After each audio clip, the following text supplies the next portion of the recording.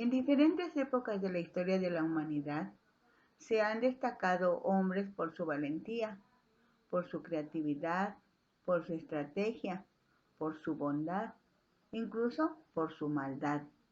Junto con ellos, también ha habido un grupo más o menos grande de personas que sin saber siquiera sus nombres, la posteridad ha tenido que reconocer su participación decisiva, única y ejemplar, por lo que acertadamente se conocen como héroes anónimos. Esto es, realizaron verdaderas hazañas que ayudaron a conseguir grandes éxitos para la humanidad. En este relato bíblico tenemos un grupo así, cuya participación fue decisiva en el gran salto de la universalidad del Evangelio de Jesucristo. Platiquemos con Dios antes de continuar. Dios de amor, eres bueno con nosotros. Nos has dado la vida, nos das salud, nos das fuerzas, nos das todo el ambiente necesario para que vivamos bendecidos y en victoria. Gracias por tu iglesia amada, gracias por tus servidores en todos los grupos, en todas las esferas, porque la iglesia tuya es mundial, es universal. Todo el universo está lleno de tu gloria, Señor. Entonces, gracias por esta audición y por otras audiciones que se están organizando para que el reino de los cielos de verdad se establezca en el corazón de la gente. Gracias, Dios. Gracias por este privilegio. Bendito sea el nombre del Padre, bendito sea el nombre del Hijo, bendito es el nombre del Espíritu Santo. Revisemos un poquito cómo se fue extendiendo el Evangelio. Después de predicar en Jerusalén y Judea, Felipe entregó el mensaje a los samaritanos, que si bien no eran gentiles totalmente por sus raíces judías, pero sí sirvieron de conexión con el resto del mundo. Poco tiempo después, Pedro recibió a Cornelio, pero Cornelio era temeroso de Dios y por tanto estaba al borde de la fe de Israel. Por fin la iglesia en Antioquía no buscó a judíos o medio judíos, ni esperó a que los gentiles se le acercaran buscando ser admitidos, sino que les predicó el evangelio a los gentiles. Este es el gran cambio realizado por los héroes anónimos.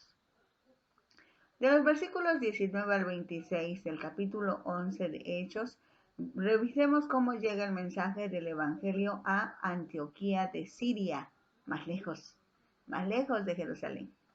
Dice el versículo 19, ahora bien, los que habían sido esparcidos a causa de la persecución que hubo con motivo de Esteban, pasaron hasta Fenicia, Chipre y Antioquía, no hablando a nadie la palabra, sino solo a los judíos. ¿Quiénes eran los que hablaban la palabra? No se sabe, ni siquiera el nombre, pero lo que hicieron, sí. Hasta donde llegaron, también, aunque estuvieron un poquito limitados porque solo le dieron el mensaje a los judíos. ¿Qué sabemos de estas ciudades? Fenicia es toda una franja costera de aproximadamente 50 kilómetros, con montañas, ríos cortos y de aguas no constantes. Sus terrenos cultivables eran dos llanuras en sus extremos norte y sur, su suelo pobre. Esa franja al norte de Palestina ocupaba la mayor parte del litoral de la actual Siria y por el sur llegaba hasta el monte Carmelo. Tiro y Sidón fueron sus principales ciudades. Teniendo un suelo pobre, como dijimos, y con el mar a su lado, los fenicios incursionaron en el mar con una apropiada flota naval que aumentó sus relaciones comerciales con los puertos del Mediterráneo y fundó numerosas colonias en Chipre, Cilicia, Rodas, Sicilia, Malta, Cerdeña, España y Cartago al norte de África. Chipre. ¿Qué sabemos de Chipre? Es la mayor de las islas del Mediterráneo Oriental.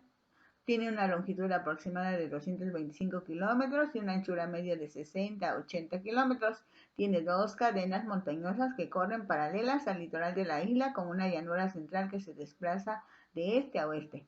Siempre ha sido tierra fértil que producía cereales, aceite, vino y miel. Contaba con minas de cobre. Durante la época del Nuevo Testamento su población era escasa. Ahí nació Bernabé, dice la Biblia natural de Chipre, pues una población judía se estableció en Chipre en tiempos de Alejandro Magno. Antioquía. En el Nuevo Testamento se mencionan dos ciudades con este mismo nombre. Para diferenciarlas, una es nombrada como Antioquía de Pisidia y a la otra se le conoce como Antioquía de Siria. Es a esta Antioquía de Siria a donde se dirigieron los esparcidos a causa de la persecución contra la iglesia de Jerusalén.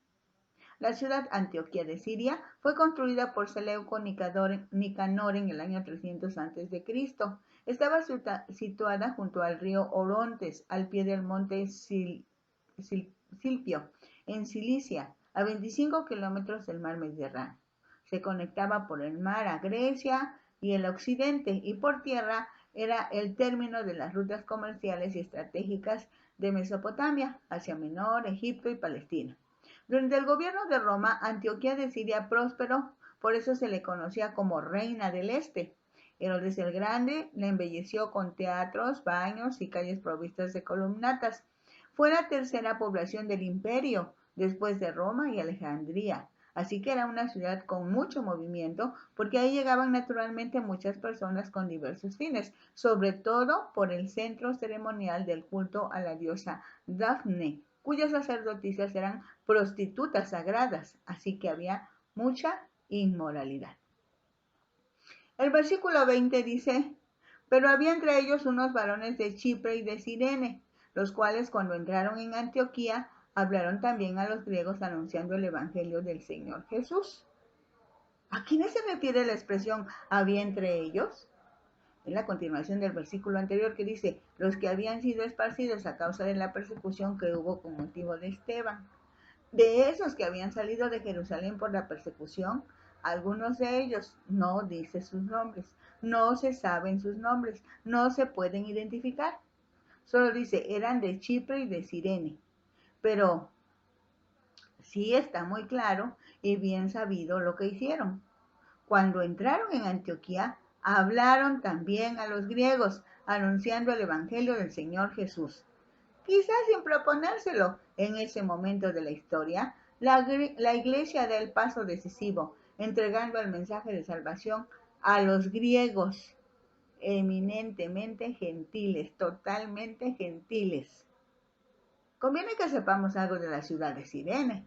Era una antigua e importante ciudad de Libia, en la costa norte de África. Fue una colonia griega que dio nombre a la región.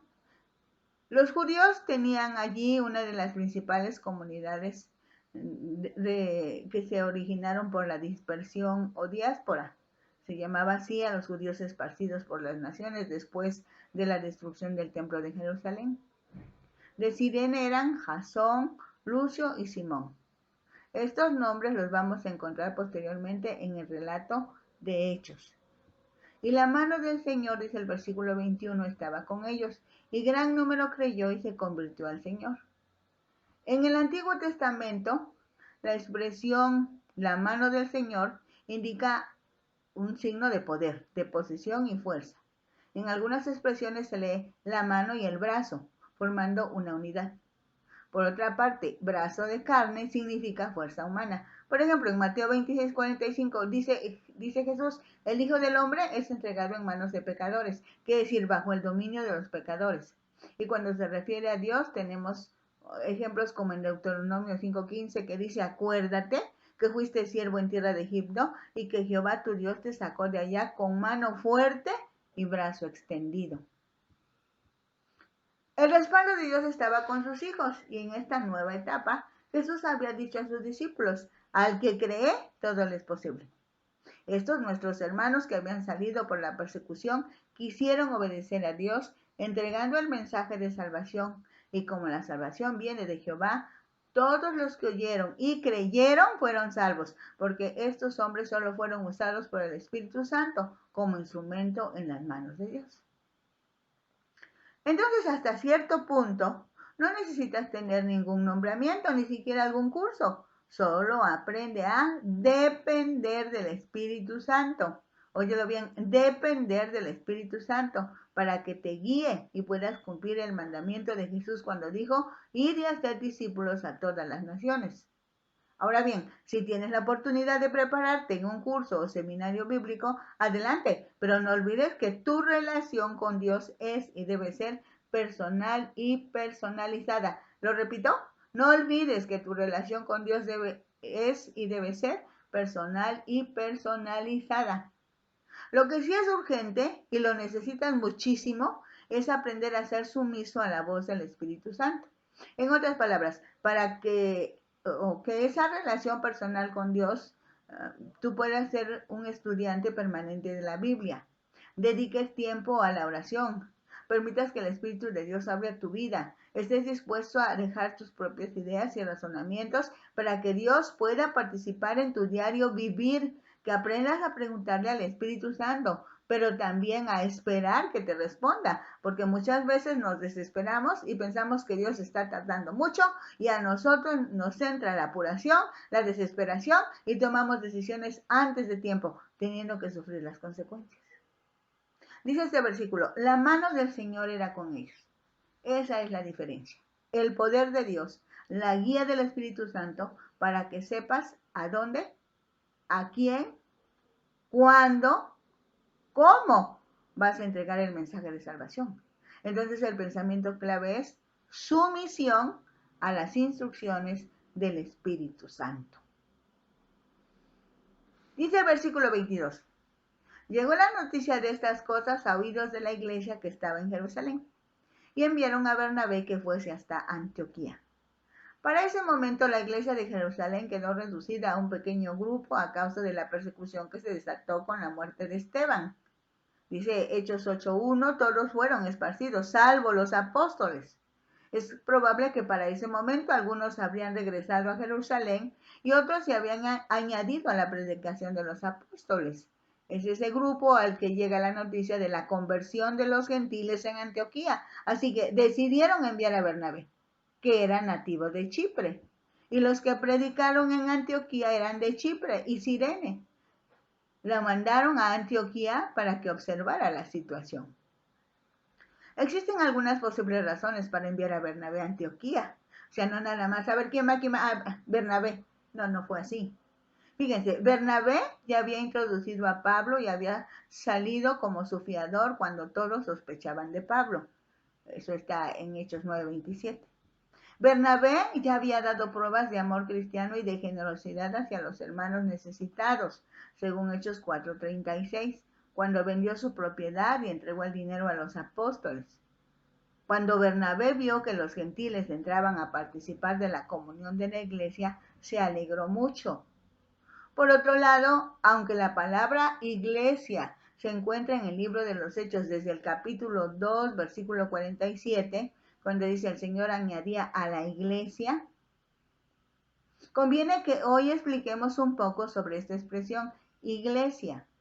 Pues eclesia, la palabra griega que traducimos como iglesia, es una de las más importantes del Nuevo Testamento, que al ser bien comprendida por nosotros hoy, corregirá algunas de nuestras actitudes. En el sentido hebreo, significa el pueblo de Dios, convocado por Dios, a fin de que escuche a Dios y actúe para Dios.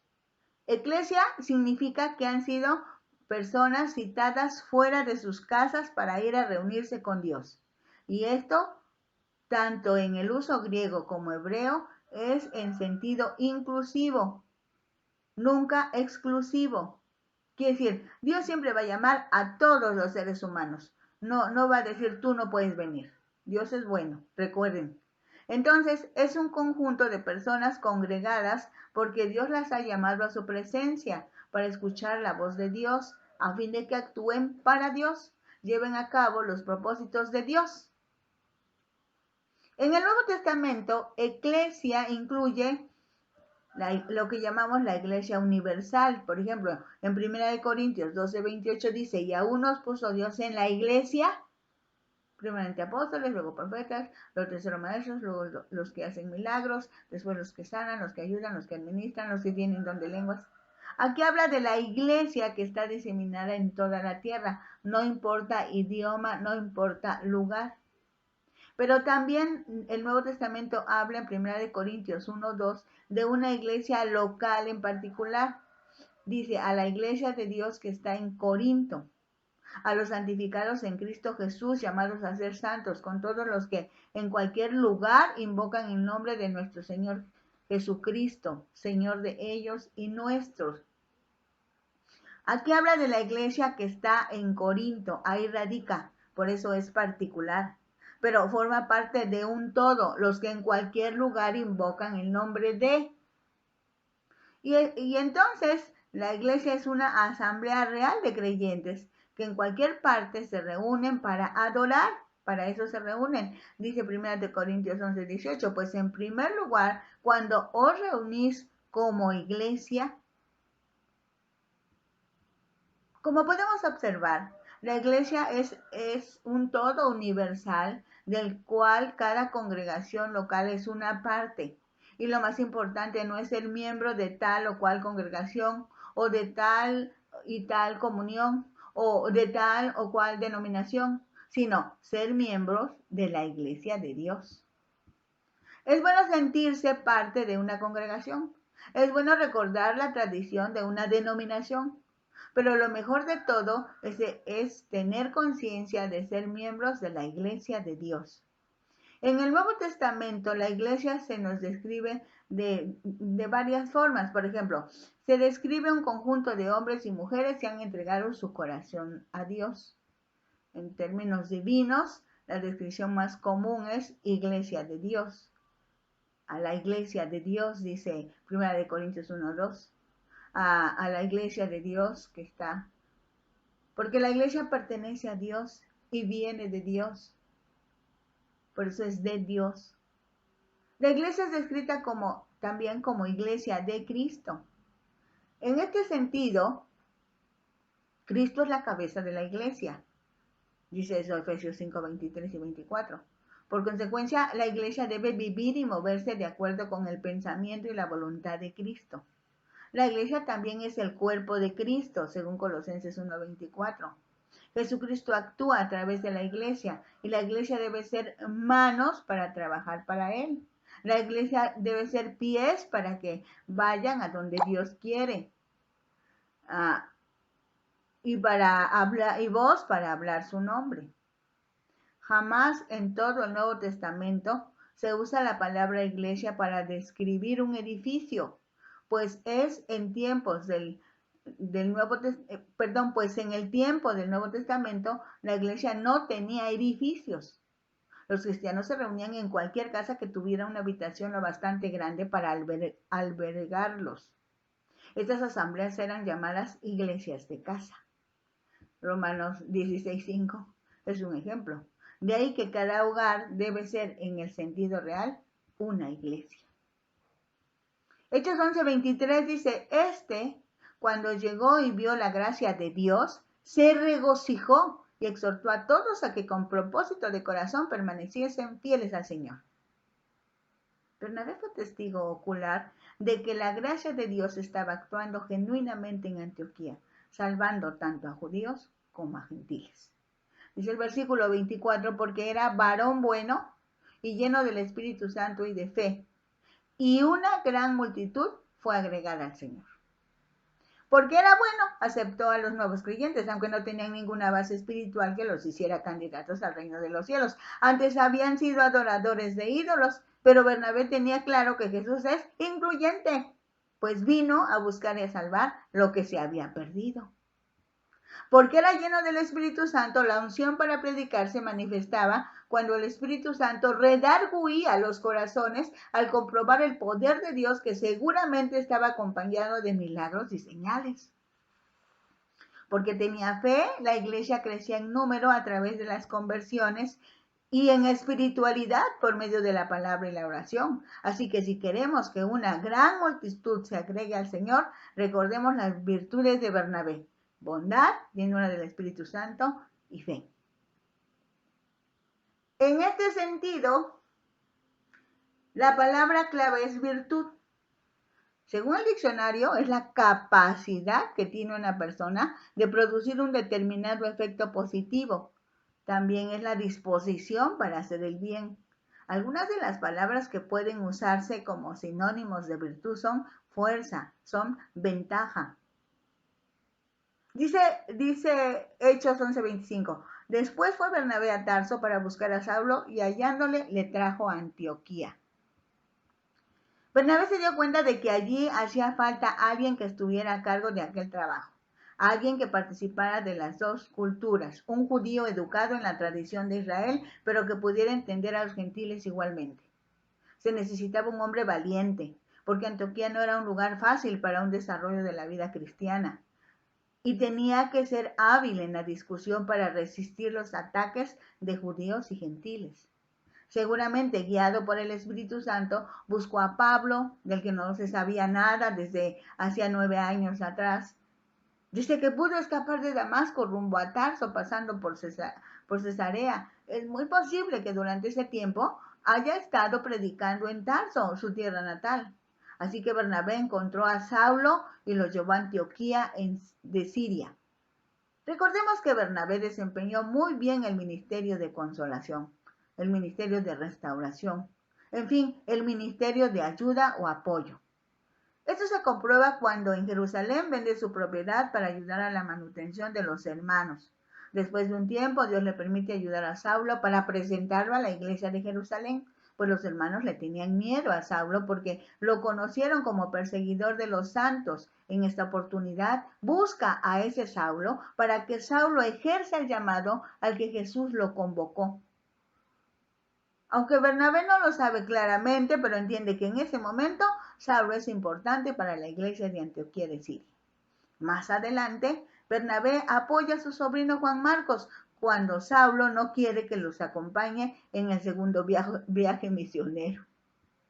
Es bueno insistir en este pasaje respecto a atender la voz de Dios, por lo mismo entender la voluntad de Dios y al final obedecer la voluntad de Dios. Fijémonos bien, si el Espíritu Santo te da una instrucción precisa como envíen a Bernabé a Antioquía, Bernabé puso atención, entendió que era la voluntad de Dios y no argumentó, por ejemplo, ¿por qué me dicen a mí? Yo estoy muy ocupado atendiendo las necesidades de la iglesia. No, Bernabé obedeció y fue.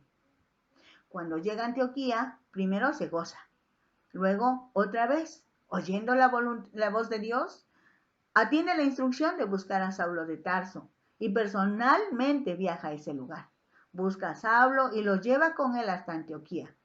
No pensó Bernabé, ¿y si me quita el lugar? ¿Si se queda con la iglesia?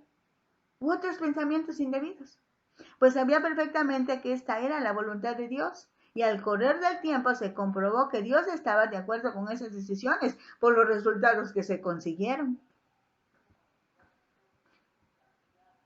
Otro aspecto. Cuando recibamos a nuevos creyentes, recordemos las actitudes de Bernabé y pongámoslas en práctica. Una actitud es la manera, la forma de cómo una persona está dispuesta a comportarse o a hacer actividades, trabajos, tareas. La actitud incluye el ánimo que se manifieste aún en la postura del cuerpo, los gestos, los ademanes. Las actitudes hablan de la disposición para participar en los trabajos relacionados con la entrega del mensaje de salvación. Aquí se juntan la virtud y la actitud para conseguir una excelente disposición a fin de llevar a cabo todo lo que el Espíritu Santo tiene preparado para ti, para mí, para nosotros en el plan de extender el reino de Dios aquí en la tierra. Por eso dijimos, no importa si tienes un curso o nombramiento, lo urgente y determinante es qué tanto has rendido tu voluntad a la voluntad del Espíritu Santo. ¿Qué tan sumiso eres a la voz de Dios? Es más, ¿conoces la voz de Dios? ¿Conoces la voz del Espíritu Santo? Porque si te aventuras sin esa cobertura divina, no conseguirás más que dolor, desesperanza y muchos otros sentimientos lastimados. Anímate. Somete tu voluntad a la voluntad de Dios por medio del estudio personal de la Biblia y la obediencia a sus mandamientos. Arregla lo que tengas que arreglar. Termina lo que tengas que terminar. En fin, depende de Dios. Entonces, y solo entonces, podremos decir que las virtudes y la actitud de Bernabé también nosotros las practicamos. Y los resultados van a ser como los de Antioquía de Siria. Bernabé es de los que, usado por Dios, ayuda a otros miembros del cuerpo, a que otros miembros del cuerpo puedan desarrollarse. y se puede decir brillen en su servicio a Dios, aunque después ya nadie menciona a Bernabé. Seguramente el propósito de Bernabé se había cumplido.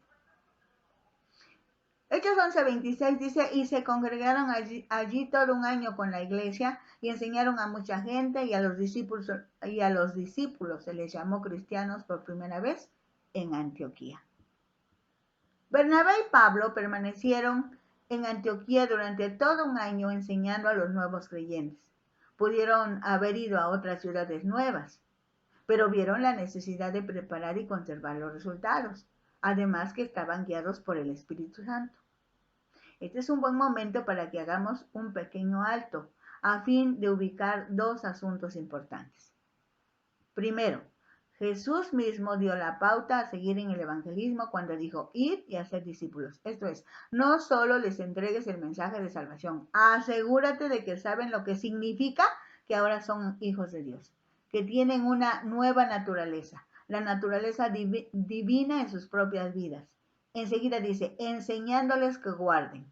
O sea, ya son salvos por gracia, tienen convicción de que son hijos de Dios. Ahora enséñenles la palabra de Dios, la Biblia. Inicien por la vida de Jesús que está contenida en los evangelios, a fin de que se empapen, se llenen, entiendan el mover del reino en sus vidas y en la vida de sus hermanos. Eso significa ser discípulos. Hasta sumergirlos en el nombre del Padre, en el nombre del Hijo y en el nombre del Espíritu Santo. Que entiendan el papel que realiza el Espíritu Santo en todo este proceso. Se inicia cuando el Espíritu redarguye, convence de pecado. Eso está en Juan 16, 8 y 9. Enseguida, cuando creemos en Jesús como nuestro Salvador y Señor, el Espíritu Santo nos sella, según Efesios 1, 12 al 14. Y después, en uno de sus de repente, nos sorprende, nos inunda, nos bautiza. Pero no queda ahí todo. Junto con el bautizo en el Espíritu Santo, Dios nos comparte regalos y más regalos para que realicemos nuestra función en el cuerpo de Cristo. Revise la carta de Pablo a los Efesios, por ejemplo. Segundo, si usted es un nuevo creyente, quiero decirle que es un bebé en Cristo. Necesita ser atendido por un cristiano que por lo menos haya sido instruido en la palabra en sus primeros pasos en la vida cristiana. De lo contrario, es riesgoso que usted se lance al servicio dentro de la iglesia porque puede ser lastimado, herido gravemente en su fe. Una forma de crecer es buscar los materiales de esta transmisión y de los programas de Ventana Virtual Radio Cristiana.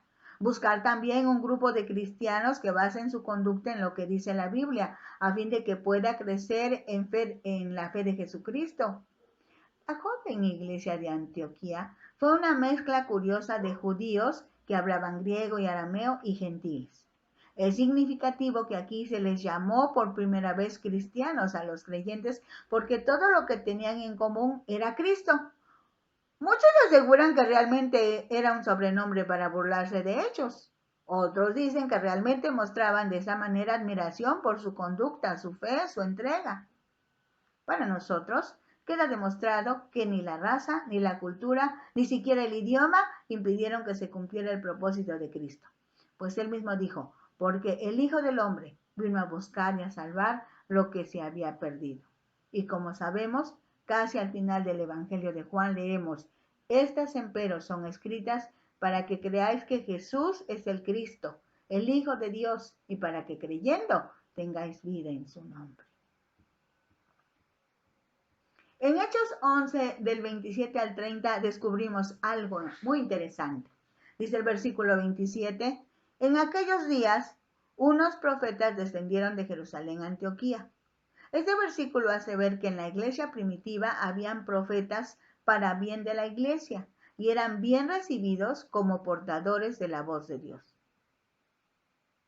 Es necesario explicar un poquito más respecto del profeta, pues no solamente es el que anticipa algo que sucederá, sino el que proclama la palabra de Dios. Es verdad que a veces anunciaban el futuro, pero más clamaban la voluntad de Dios. Los profetas no estaban en un lugar o iglesia determinados, sin embargo, eran respetados por toda la iglesia.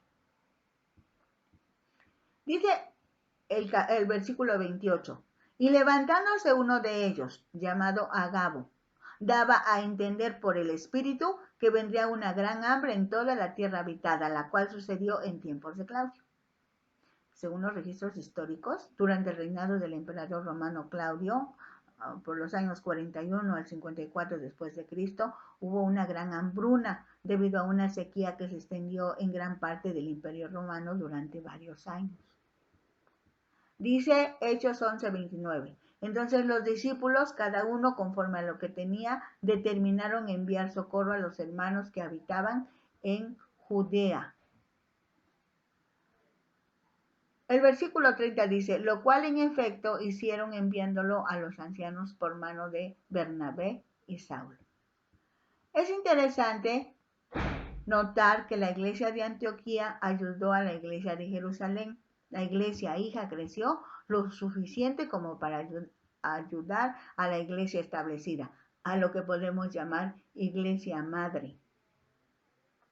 Este pasaje es muy significativo porque nos descubre hasta qué punto ya se era consciente de la unidad de la iglesia. Como vemos, no era posible que una parte de la iglesia tuviera problemas y otra parte de ella no hiciera nada para ayudar. Ellos veían a la iglesia en su conjunto, no como un pequeño grupo separado de los demás. De esa manera debemos ver cada uno de nosotros a la iglesia y mínimamente interceder porque Dios pueda cumplir sus propósitos a través de la iglesia universal por medio de las iglesias locales. En Hechos 12, 1 al 7, ya vamos en el capítulo 12, encontramos asuntos importantes, pero primero vamos a hacer una revisión brevemente de la dinastía herodiana, de los Herodes que aparecen en la Biblia, para que podamos entender mucho mejor este capítulo. Iniciamos con Herodes el Grande, cuyo reinado va en fechas aproximadas del 41 a.C. al 4 después de Cristo. El Senado romano, aconsejado por Antonio y Claudio, dio a Herodes el título de rey de los judíos. Le llevó 3 años de luchas lograr hacer efectivo su título, pero cuando lo hizo gobernó Judea por 33 años como leal amigo y aliado de Roma. Es el Herodes de Mateo 2 que mandó matar a los niños de Belén. De su descendencia, los que aparecen en el registro bíblico son Felipe I, fue el primer marido de Herodías, la que fue responsable de la muerte de Juan el Bautista. Se le menciona bajo el nombre de Felipe en Mateo 14:3. También fue padre de Salomé. Antipas era el gobernador de Galilea y de Perea. Fue el segundo marido de Herodías y consintió en la muerte de Juan el Bautista. Es también el Herodes al que Pilato envió a Jesús para que lo juzgara. Arquelao era gobernador de Judea, Samaria e Idumea. Fue un pésimo gobernador y acabó depuesto y desterrado. Se le menciona en Mateo 2:22 y posiblemente Jesús se refería a él en la parábola de las 10 minas, por ella por Lucas 19. Felipe II fue gobernador de Idumea y de Traconite. Fue el fundador de Cesarea de Filipo, que recibió su nombre de él, de Felipe Filipo. En el Nuevo Testamento se le llama Felipe y se le menciona en Lucas 3:1. Herodes el Grande tuvo otro hijo al que le puso por nombre Aristóbulo. Su madre fue Mariamne, una princesa macabea, quien tuvo un hijo que se llamó Herodes Agripa, que es al que se refiere Lucas en Hechos 12:1, cuando dice el rey Herodes. Según la historia, el emperador Calígula o Cayo le dio el título de rey con territorios al noreste de Palestina como su reino. Cuando Antipas fue desterrado en el 39 después de la era cristiana, Galilea y Perea fueron agregados al reino de Agripa. Cuando Claudio llegó a emperador en el año 41 después de la era cristiana, aumentó todavía más el reino de Agripa al darle Judea y Samaria, de modo que Agripa gobernaba en un reino aproximadamente igual en extensión al que había tenido su abuelo, Herodes el Grande.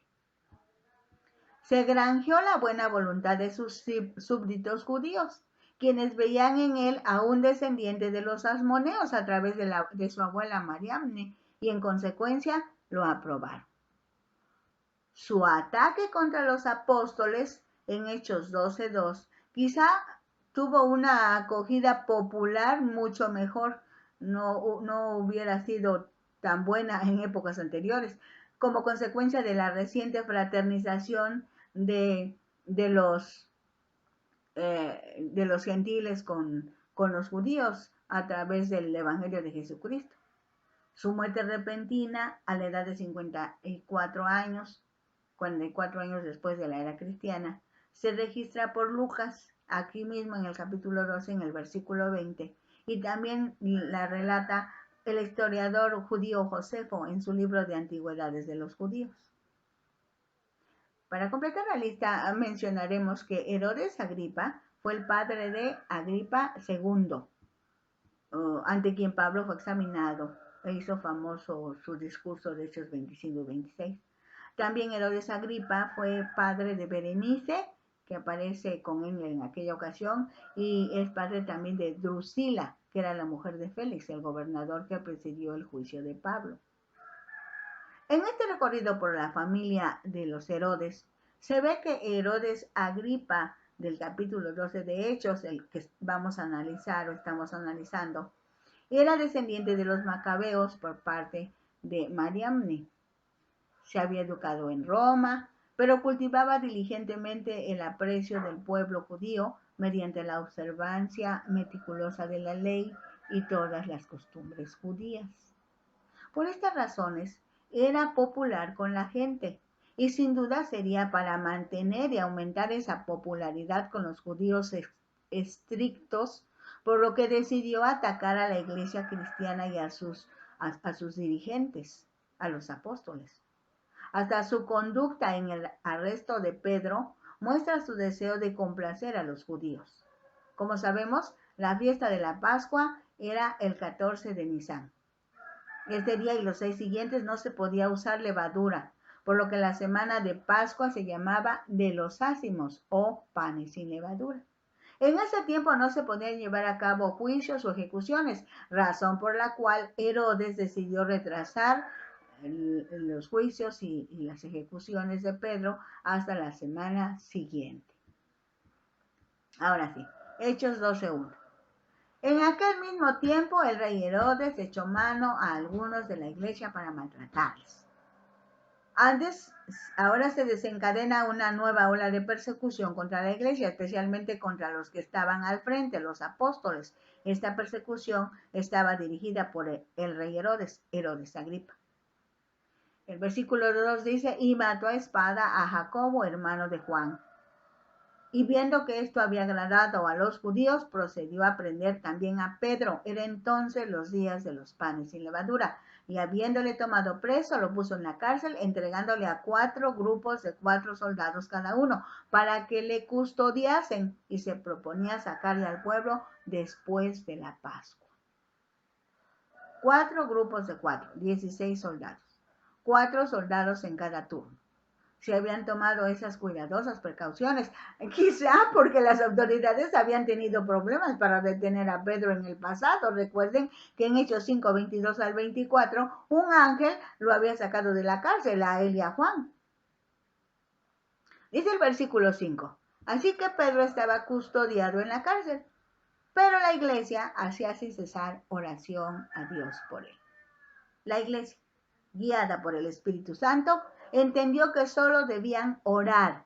Y también nosotros hoy. En muchas ocasiones solamente nos queda orar. Dios tiene el control de todas las situaciones que se nos presenten a nosotros, a ustedes y a otros. Pero también tenemos que saber que en momentos hay que orar, en momentos hay que actuar, en momentos hay que callar, en momentos hay que hablar, en momentos hay que correr, en momentos hay que enfrentar. Por eso necesitamos la dirección del Espíritu Santo en cada caso, en cada ocasión. No debemos dejar de depender del Espíritu Santo.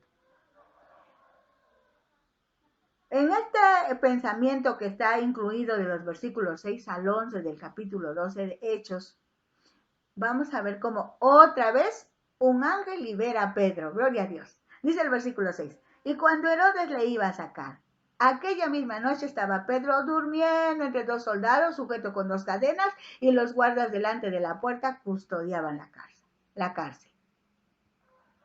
Pedro descansaba entre los soldados que de guardia les tocaba cuidarlo.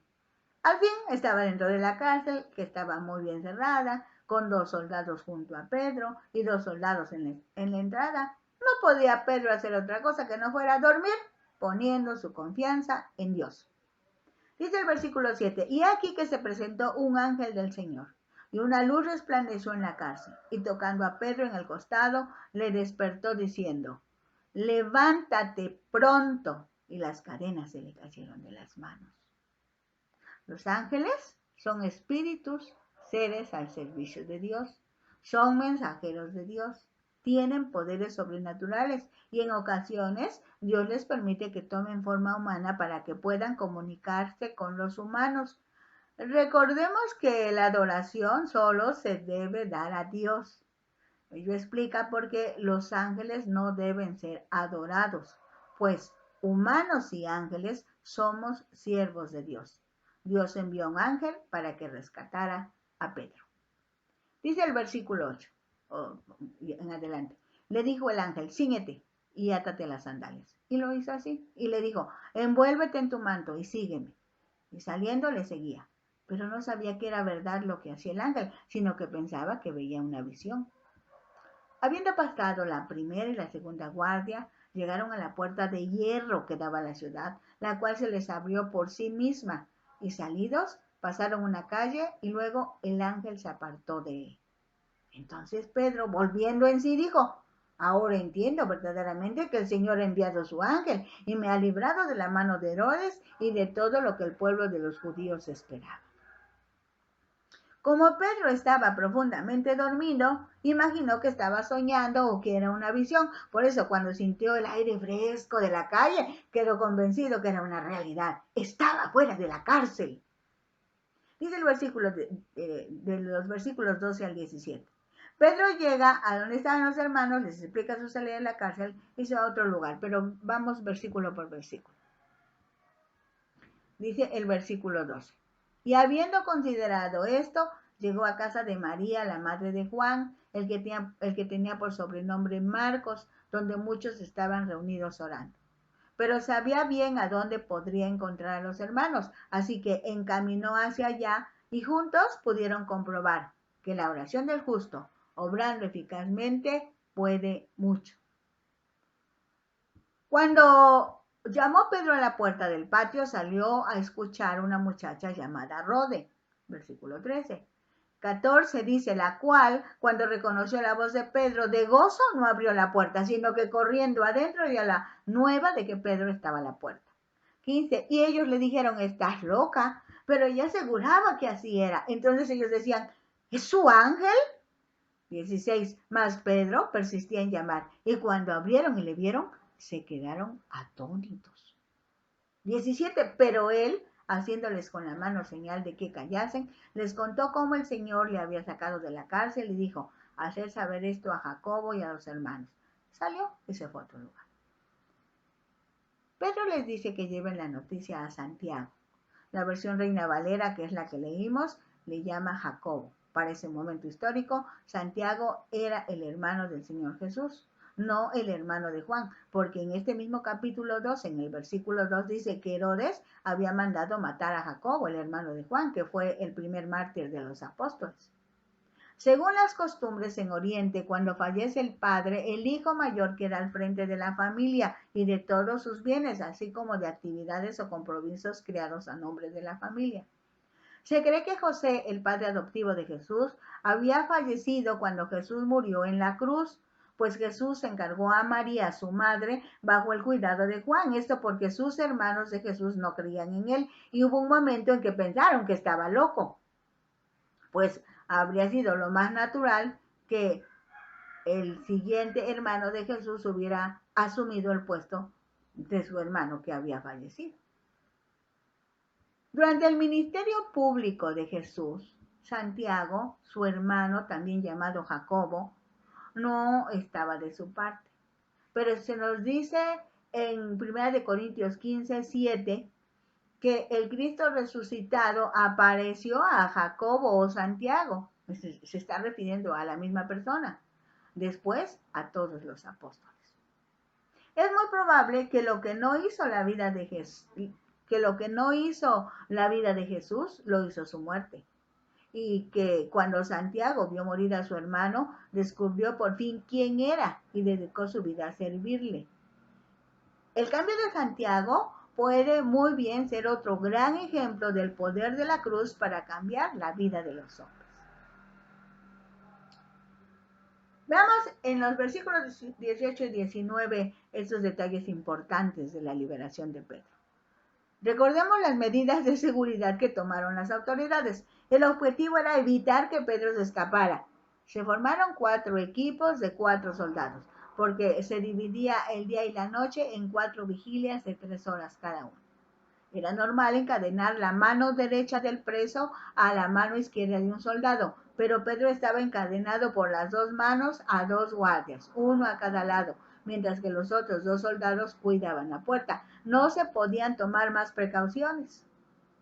Dice el versículo 18, luego que fue de día, hubo no poco alboroto entre los soldados sobre qué había sido de Pedro. Versículo 19, más Herodes, habiéndole buscado sin hallarle, después de interrogar a los guardas, ordenó llevarlos a la muerte. Después descendió de Judea a Cesarea y se quedó allí.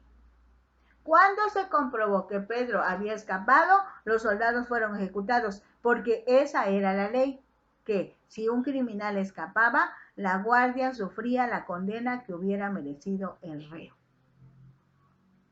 Así que escapó Pedro, tuvieron que morir los soldados. Ahora vamos con los versículos 20 al 23 de Hechos 12. Es necesaria una explicación antes de leer el versículo 20. Herodes Agripa, recordemos, era rey de los judíos. Tenía su residencia en Cesarea, edificada por Herodes el Grande. Estaba situada sobre la costa mediterránea, 37 kilómetros al sur del Monte Carmelo y unos 100 kilómetros al noroeste de Jerusalén. Designada así en honor del emperador romano Augusto César. Fue la metrópoli romana de Judea y residencia oficial tanto de los reyes herodianos, en este caso era el lugar de residencia de Herodes Agripa, como de los procuradores romanos. Se encontraba sobre la gran ruta de las caravanas entre Tiro y Egipto y fue por consiguiente un centro comercial activo para el comercio terrestre, pero Cesarea fue también un centro de comercio marítimo. Por el momento que se vive en el relato bíblico de Hechos 12, había ciertos inconvenientes entre Herodes y los habitantes de Tiro y Sidón. Y los de Tiro y Sidón estaban preocupados porque como su país, Fenicia, estaba al norte de Palestina, el rey Herodes Agripa de Palestina podría perjudicarlos por lo menos de 2 formas. Una, si desviaba de sus puertos todo el comercio de Palestina, perderían buena parte de sus ingresos. Y la otra forma podría ser que como Tiro y Sidón dependían de Palestina para su provisión de alimentos, si se les cortaba la provisión, se verían en una situación muy grave. Ahora sí vamos a leer el versículo 20. Y Herodes estaba enojado contra los de Tiro y de Sidón, pero ellos vinieron de acuerdo ante él y sobornado Blasto, que era camarero mayor del rey, pedían paz porque su territorio era abastecido por el del rey. Parece que nos aclara la redacción la Biblia en lenguaje sencillo. Vamos a ver el mismo versículo. Herodes Agripa estaba muy enojado con la gente de los pueblos de Tiro y de Sidón. Por eso un grupo de gente de esos puertos fue a ver a Blasto, un asistente muy importante en el palacio del rey Agripa, y dijeron: nosotros no queremos pelear con Herodes, porque nuestra gente recibe alimentos a través de su país. Entonces Blasto convenció a Herodes para que los recibiera. Así es que, en primer lugar, consiguieron ganarse a Blasto, el chambelán o camarero del rey, y luego se hicieron los preparativos para una audiencia pública. Versículo 21. Y un día señalado, Herodes, vestido de ropas reales, se sentó en el tribunal y les arengó. Dice la Biblia en lenguaje sencillo. Un día en que iba a recibirlos, Herodes se vistió con sus ropas de rey y se sentó en su trono. Luego, lleno de orgullo, les habló. Hechos 12:22 dice, y el pueblo aclamaba gritando, voz de Dios y no de hombre. En la Biblia del lenguaje sencillo dice, entonces la gente empezó a gritar, Herodes Agripa, tú no hablas como un hombre, sino como un Dios. Al momento, un ángel del Señor le hirió por cuanto no le dio la gloria a Dios y expiró comido de gusanos. Eso dice el versículo 23 en la versión 1960. Y nosotros reflexionamos, Herodes cometió un error fatal. Durante esa visita de los de Tiro y Sidón a Cesarea, la gente lo llamó Dios y él aceptó su adoración. De inmediato, Herodes tuvo que batallar con una dolorosa enfermedad intestinal y murió en el lapso de una semana, según el historiador Josefo. Como su abuelo Herodes el Grande y el hijo después de él, Herodes Agripa I, al que Pablo testificó, estuvo cerca de la verdad, pero la perdió. Debido a que la religión era importante solo como un aspecto de la política. O sea, él seguía las ordenanzas de la ley, pero no porque fuera de verdad observador de la ley de Dios, de la ley que Moisés escribió, sino era un aspecto de política. No tuvo reverencia, aceptó la alabanza que solo a Dios le corresponde. Y eso provocó su muerte. Su error es uno de los más comunes. En el momento en que nos llenemos de orgullo, de que nos enorgullecemos o enorgullezcamos de nuestras habilidades y nuestros logros, como luego lo decimos, ¿no? Es mi trabajo, es mi idea, es mi plan, es mi desempeño, es mi esfuerzo. En ese momento, sin reconocer que todo lo que tenemos es un regalo de Dios, estamos pisando terrenos peligrosos. Tengamos mucho cuidado. Veamos en los versículos 24 y 25 del capítulo. Estamos casi por terminar. Bernabé y Pablo pueden decir, por esta vez, misión cumplida. ¡Qué precioso! Herodes Agripa había perseguido ahora a los dirigentes de la iglesia, pues mandó matar a Jacobo y apresó a Pedro. Pero Dios permitió su muerte. Así que la iglesia tuvo una oportunidad de hacer su trabajo. Dice el versículo 24, pero la palabra del Señor crecía y se multiplicaba. Recordemos Hechos 11, 27 al 30, a donde se origina esta comisión para Bernabé y Pablo, que en ese tiempo unos profetas fueron de Jerusalén a Antioquía, uno de ellos Agabo recibió la ayuda del Espíritu Santo y anunció que mucha gente en el mundo no tendría nada que comer, y eso ocurrió en verdad cuando el emperador Claudio gobernaba Roma. Los seguidores de Jesús en Antioquía se pusieron de acuerdo para ayudar a los cristianos en la región de Judea y cada uno dio lo que pudo dar. Entonces Bernabé y Saulo llevaron el dinero a Jerusalén y lo entregaron a los líderes de la iglesia. Ha pasado el tiempo y ahora Bernabé y Saulo regresan a Antioquía, la iglesia hija de la iglesia de Jerusalén. Dice el versículo 25, y Bernabé y Saulo, cumplido su servicio, volvieron de Jerusalén, llevando consigo a Juan, el que tenía por sobrenombre Marcos. Presentemos a Juan Marcos. Marcos, autor tradicional del segundo evangelio, aparentemente judío y nativo de Jerusalén. Su madre, llamada María, era parienta de Bernabé, porque dice que era su sobrino. Bernabé era un acaudalado levita de Chipre. Es este Bernabé del que hablamos en el capítulo 12, y que sea cual fuere su país de origen, residía en Jerusalén en los días de los capítulos iniciales del libro de Hechos. parecería que María también era mujer de fortuna y posición, al mismo tiempo que cristiana. Por cierto, que su casa era lo suficientemente grande como para albergar a un cierto número de personas. Tenía por lo menos una sirvienta y su casa se usó como lugar de reunión de la Iglesia Apostólica, incluso en épocas de persecución. Ellos estaban orando en la casa de María cuando llegó Pedro. Es significativo que Pedro, que acababa de ser liberado de la prisión, no dudara acerca del lugar en que encontraría reunidos a los cristianos. También el Espíritu Santo le pudo haber dado la instrucción a Pedro: camina a la casa de María porque ya están tus hermanos. Gloria a Dios.